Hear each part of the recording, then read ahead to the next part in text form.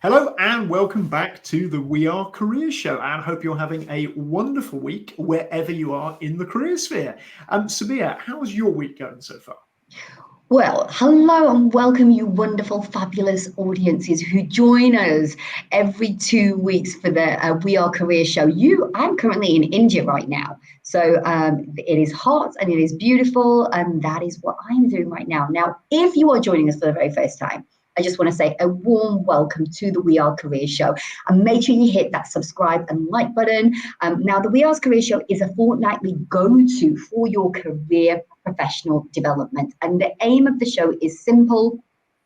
Each show, we want to bring you the latest updates in the sector. And oh boy, have we got not one, but two amazing guests for you today. And it's about helping you keep well informed so that we can bring you inspirational guests on topics that matter to you. And I've got to be honest with you folks today, I'm actually going to be taking a bit of a step back once we do the questioning, because I'm really curious about the topic that we're going to be exploring today. And for those of you that don't know me, I'm known as Meet Sabiha, and I help international job hunters stop struggling and start thriving. And as always, I have my fabulous co-host, Chris Webb. Chris, what do we have coming up for this episode today?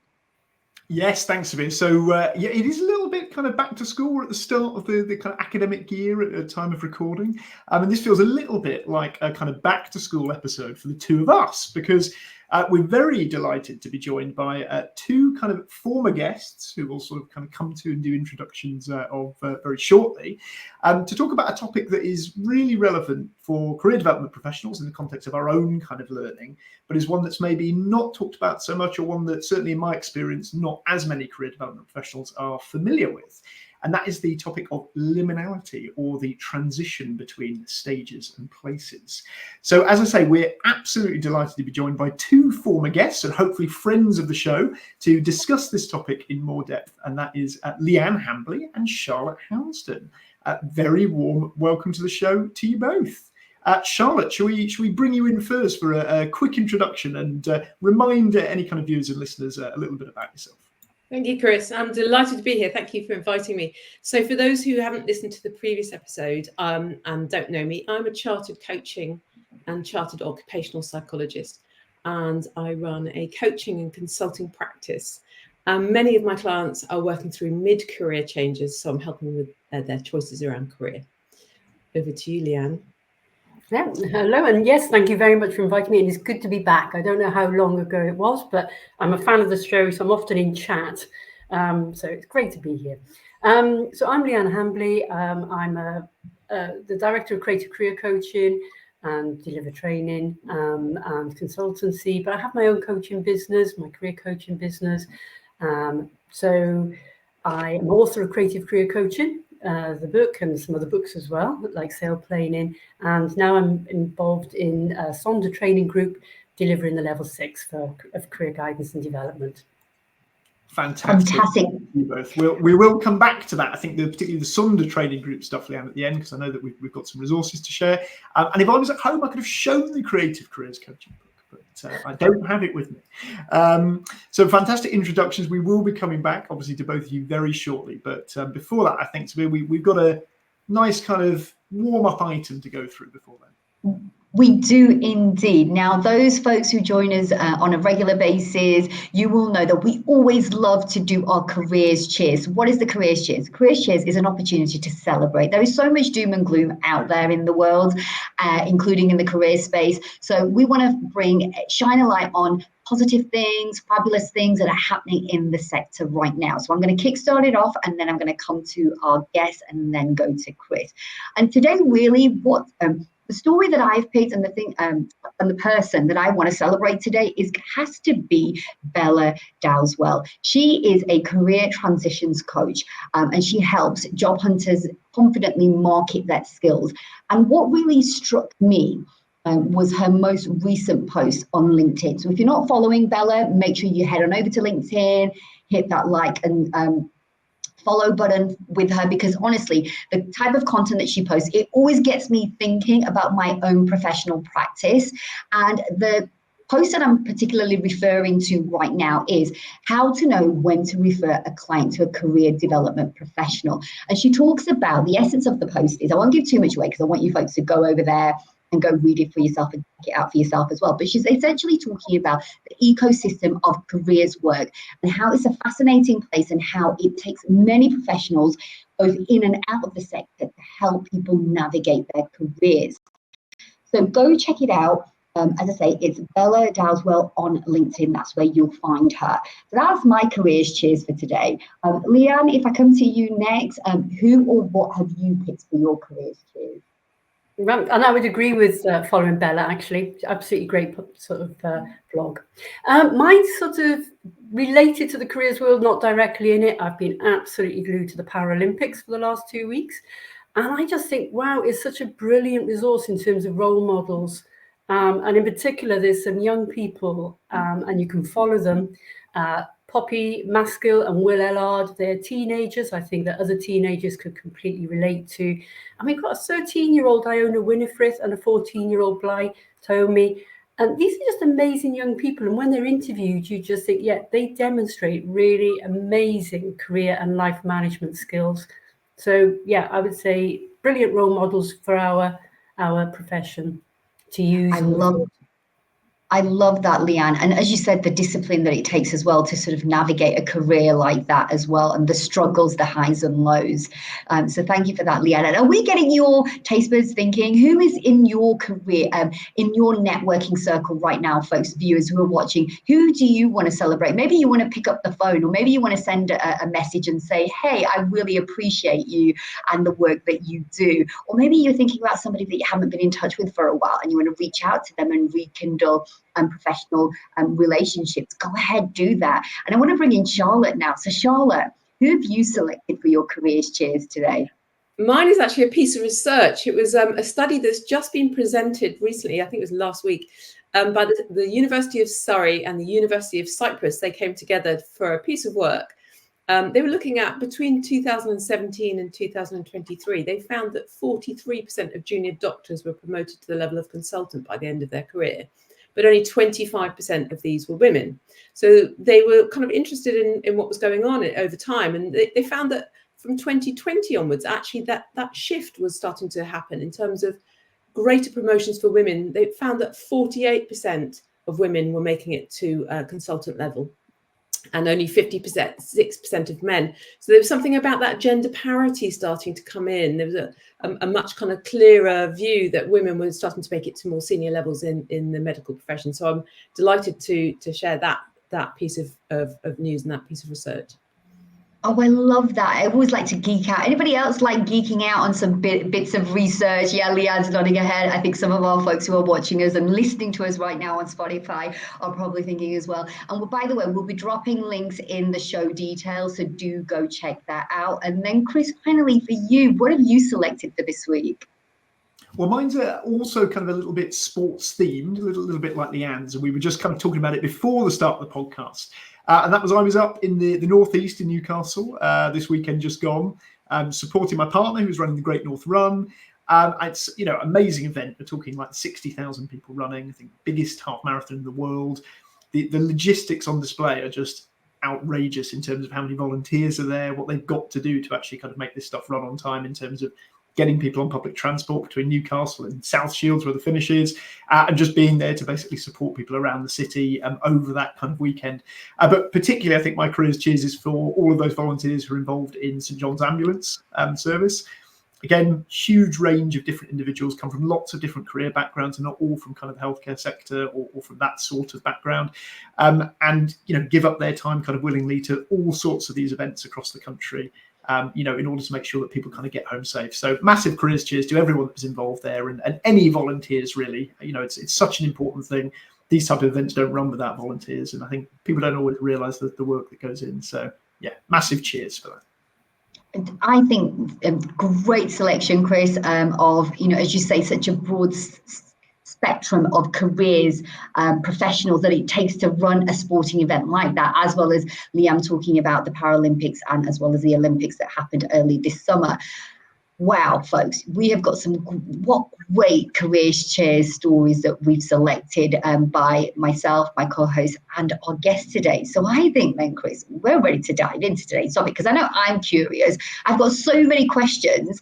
And by the way, if you find yourself having questions about today's topic, make sure that you follow Liane and Charlotte on their socials, LinkedIn, Twitter, any of the platforms that you see these ladies on, so that you can keep the conversation going. So what is the conversation that we're going to be having today, Chris?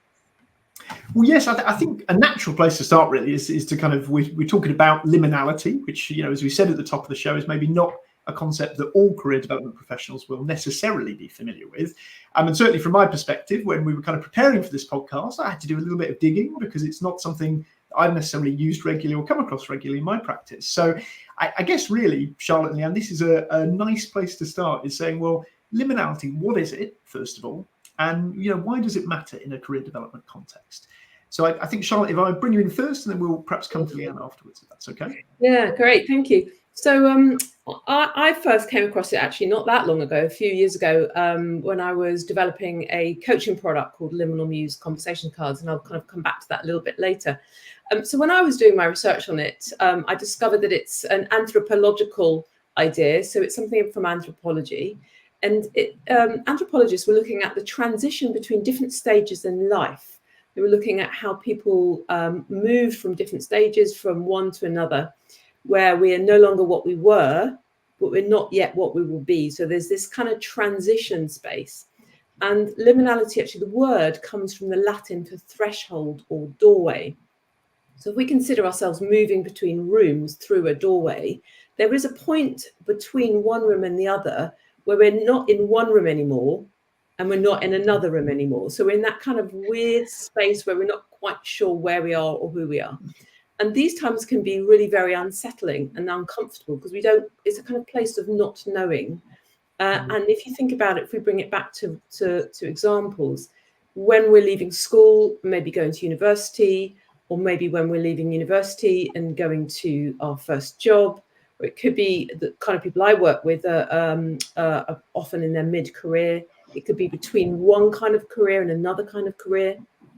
I work a lot with people who are not sure where they're going, and there's that sense of kind of unknowingness. It could even be when you're maybe leaving employment and setting up your own business. It's that sense of disquiet and not quite knowing and not sure who we are. So that's kind of my experience of it in terms of research for my product that I developed. Yeah, it's really interesting, that sort of, as you say, that you know, moment, period, transition phase, whatever you want to call it, where you probably can't quite put your finger on it, but it definitely feels a bit unsettling, possibly a bit exciting. But yeah, knowing what to call it, I guess, is actually probably quite a good thing. So nice to have that as kind of terminology. Liane, I guess, what's sort of your experience been with liminality? Where did you kind of come across it, and how, you know, why do you feel it's important, I guess, as a concept? Well, I feel very old now because I came across it nearly 40 years ago when I was studying theology. And I was studying my favourite part of that degree was the social anthropology of religion, which is looking at what people do, the phenomenon of what people do in the practices. And of course, the rites of passage. So looking at how people manage, you know, especially communities years ago, manage those transitions that Charlotte mentioned, and having rites of passage to help people through the liminal phase and not just get stuck in it. Because I think that's very uncomfortable if you get stuck. And a lot of our clients feel stuck. And so rites of passage were structured rituals guided by a wise elder. And of course, it's funny how you do circles in your life, don't you? Do you know what I mean? So you suddenly find that something you studied 40 years ago is really relevant now with the changing nature of career and how uncertain and how complex it is, and how people don't go through these clearly defined stages anymore. And so what we find is that without a wise elder, and I think that's where we come in, so we'll come back to that, is I want to take the word elder out, just to say wise career development practitioners. Without that, people avoid that threshold place. It's uncomfortable. And so what we find in things like career in action theory is adults, instead of facing the sort of uncertainty of those outcomes, they will stay in jobs they're unhappy in. And we know that young people even though they know there's other options out there, will stick with what's familiar and stay in an education pathway. Even when they're studying as undergraduates, they go on to be postgraduates because of that anxiety of that liminal place. And we face it more and more. So yes, this is where we come in, obviously, as the wise elders, because what people need quite often is somebody who will hold that space with them and enable them to lean into the uncertainty and even reframe it as that discomfort is a sign of growth. It's an opportunity for growth and shifts in self-identity. But what they need is that holding relationship where we have those core conditions of, genuine regard, unconditional regard, and sort of congruence and empathy. And that enables people to do it and to normalize it and to see it as something to be gone through. It's okay to feel discomfort. It's okay to feel confused. It's okay not to know. I think that's the thing about the liminal space, is it's incredibly creative. I can see you. I'm honestly, I'm like literally, as Chris mentioned, and thank you firstly, Charlotte and Liane, for that both different perspectives and different angles of how you've explained what liminality is. And honestly, I probably only came across the phrase thanks to you ladies, because you were talking about this in the context that you are talking about it in. And I probably would use other phrases, other terminology, but meaning the same thing. And, as soon as you were describing what that looks like, I was straight away thinking about like my international clients that I work with who are literally leaving their home country to come to a new country to either study or work. And the amount of liminality, sort of kind of confusion and worry and anxiety that comes into that space, and I love that phrase, Liane, what you just said, wise elders, that we are in the profession to help people focus that. But also your point about it's normal, it's okay to not know and not have the answers all of the time, and the creativity which Charlotte referred to as well, about how this can be a space where there's, if you can lean into it and look at it as a good thing, then so much great, amazing creativity can happen as well. Folks, those of you who are listening or watching us, what are your perspectives on liminality?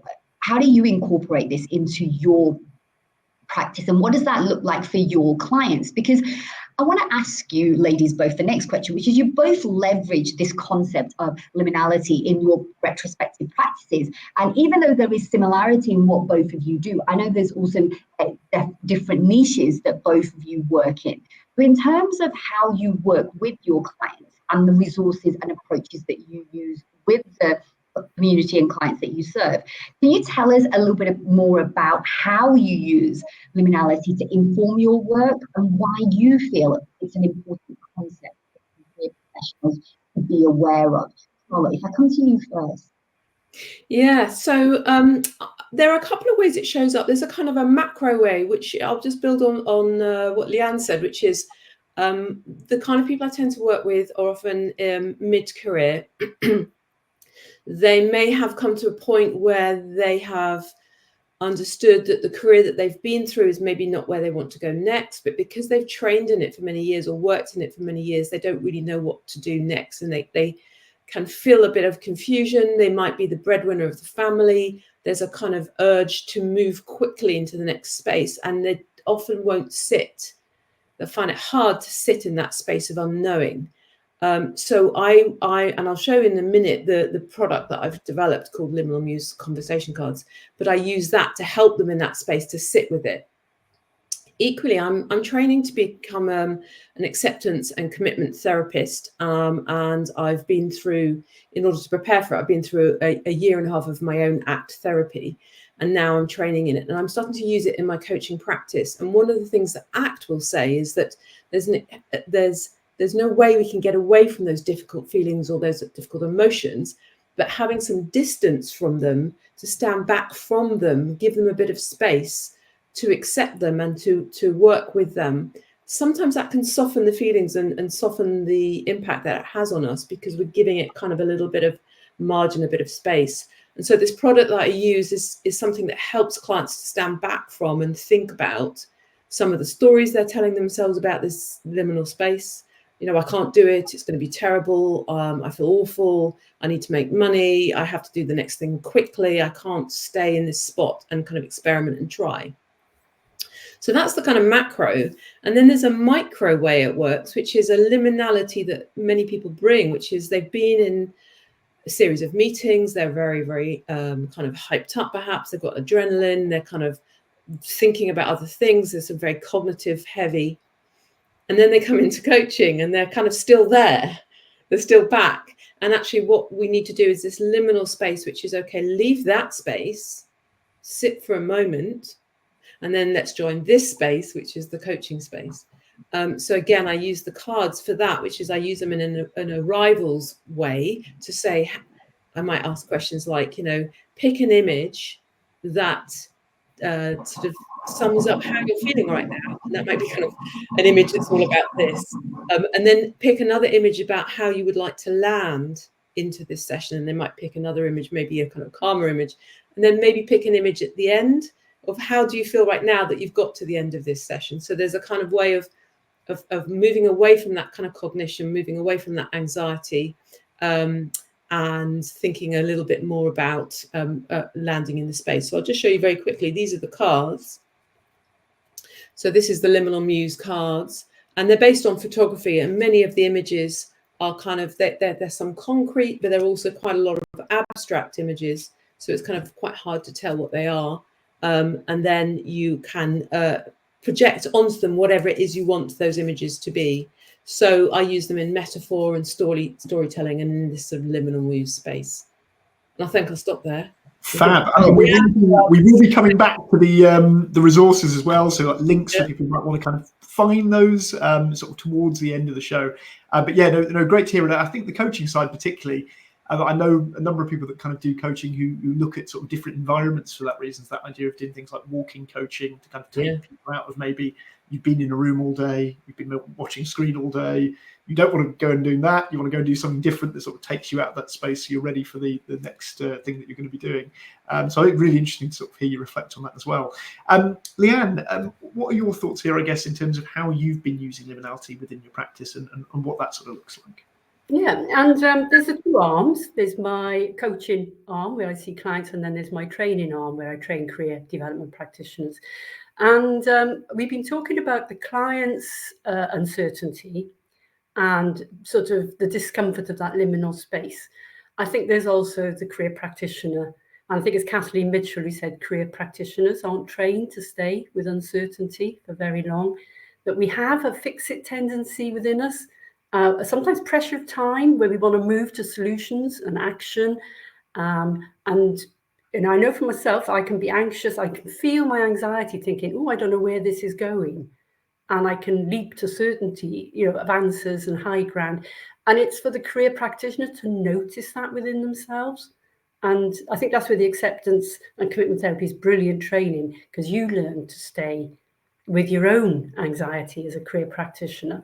And so I think that's the training part. I think it's in all of my level 6 and level 7 traits, level 7 training. It's things like deep listening, spotting your fix-it tendency, the discipline. It's a high level skill to hold back and to stay with that and be with the client through empathetic listening. And there's a wonderful clip, I don't know if you've seen it, in the original Inside Out sort of film, and you search for empathetic listening. It's a wonderful clip to show how to do it. So how to create that safe holding space and how to stay present with the client. So that, I think the training, I'm a firm believer it needs to be covered in initial training, because whenever I do it as CPD, people still go, I know the theory, but I can feel my fix-it tendency coming in. I can feel my desire to come up with the next question. So definitely need to cover it. And so that's one of the things we cover on the Sonder training group level 6. I think it's a must. In my work with clients, I think I'm getting much more transparent about theory.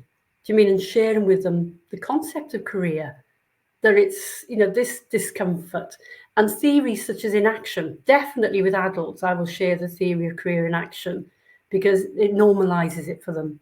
there's an actual theory out there that reflects how I feel. Planned happenstance, there's lots of fans of planned happenstance and chaos out there, and that captures that there's uncertainty and a liminal space. But how do you manage it? So career management then is where, the idea of these are competencies that enable you to inhabit the liminal space. Resilience, self-belief, courage, risk-taking, and being transparent about those. And that's where my career navigator cards come in, because they show people, and people are really relieved to see which ones they already have. And yes, then we can contract as to which ones to work on. And that's part of planned happenstance. You may not know exactly where you're heading, but if you have the career management competencies, you can inhabit that space and work through it. You don't want to be stuck in that space endlessly. We've been talking about the value of it, but obviously you do want to cross the threshold. And how do we do it is career management. Yes, and I think, as you say, it's perhaps one of those things where, because it's not, it takes time to explain and thought to explain. It's maybe not always something that people reach for as readily as a fix-it solution, because, yes, it's not easy, it's not quick, it's more representative of life, I guess one would argue.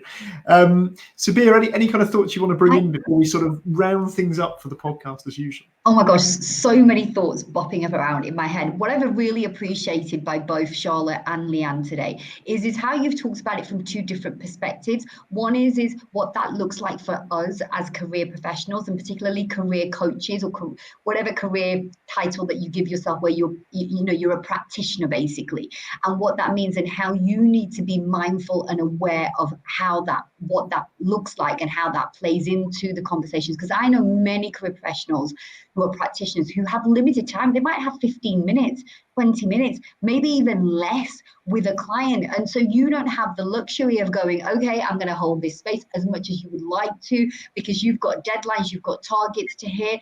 And so, that I can see that as being a challenge. And I can imagine folks who are watching this, who are working in that space, going, how do I do that? And maybe if, I don't know, we get a chance today, if you have any tips on that, would be really useful, I'm sure. And I love the way Charlotte sort of expressed and shared her insights, as well as other things that she shared about. But what stood out for me is this idea of sort of helping the clients navigate through the cards. And both Liane and Charlotte have resources that they have created, which we'll be sharing links for. So if anybody's interested, especially for those folks who are listening on Spotify, you won't have been able to see on screen. So just another reason to go check us out on YouTube, actually, is what I'm going to say, if you want to see what the cards look like. But we will drop those resources as well. So really two great ways of looking at this, and and depth of what that looks like, and how and what we can do to help guide and support the client groups that we are working with. So Chris, we've got a few more minutes left, I think, and counting. What are our final thoughts for today? Yeah, I think, as always, we could talk about this topic in so much more depth. But I think, Charlotte and Liane, it's obviously been great to kind of have you on, great to kind of spotlight this topic, get people thinking about it. But I suppose sort of before you both go, it'd be really useful for any of kind of our sort of viewers or people who are sort of listening to the podcast, if there are kind of particular things that they ought to maybe go and look into, if they want to do a bit more research into the topic of liminality, or thinking about how to use it within their practice, where's the best place to go? And again, just whether you're kind of listening on Spotify or whether you're watching on YouTube, everything we talk about here, we will be including in the YouTube description and the episode notes on Spotify. So no need to kind of get your notepads out unless you feel compelled to. Liane, I'm going to come to you first. Any kind of top tips for people wanting to take their kind of knowledge of liminality further, and I guess any particular resources you want to signpost people to? Yeah, I've just put together a few slides that capture that zone of learning, that in between the high ground, that Donald Shern idea of the high ground and the lowland, that threshold place, that zone of growth. I've put a few slides together on that people can access and use. And then some links to Career Navigator, the cards I mentioned, and also the link to the Sonder training group for people who are interested in level 6 or CPD to attend those level 6 modules. So they're all there for people to access.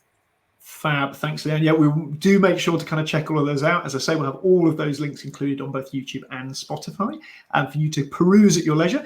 And Charlotte, last but not least, over to you. Any kind of particular things you want to, again, signpost folks towards if they want to find out a little bit more about what we've been talking about today? Yeah, thank you. So there's the Liminal Muse website, which is liminalmuse.co.uk. The other thing I would say is that for those of you that work remotely, so I know that some professionals don't work in person. I do a lot of my work over Zoom and Teams. There is also a way to use cards online. So I've partnered with an organization called DeckHive, and they have actually wonderful other cards. If you're interested in cards, they have mine on there, but they have, I think, about 20 different packs. You can also build your own packs. So if you like to use cards online, if you've got your own set of cards, you can actually build your own pack using DeckHive. So there is a video on YouTube, and this will be in the resources. There's a video on YouTube that's about the DeckHive platform, and it's about my cards, but there are another kind of, I think, 19 sets of different cards. So go and check it out. Yes, it's a short video. Won't take long to watch, so go and have a look at that. Fab, great stuff. Well, yeah, I know we'll have lots of people hopefully off the back of this episode kind of wanting to kind of experiment a little bit more with how they talk about liminality. And I think, you know, as you said, kind of having resources is often a really helpful place to start, because again, it helps us tackle our own sense of uncertainty about maybe using a kind of new form of language or a new vocabulary to describe maybe stages we've sort of come across in our careers before, or talked to about with clients previously. So fantastic insights, some great resources to share there. And that takes us very nicely up to the end of the show. So as always, we've run out of time. You know, we'd love to talk about this in a bit more detail, and perhaps we will in a future episode. Watch this space.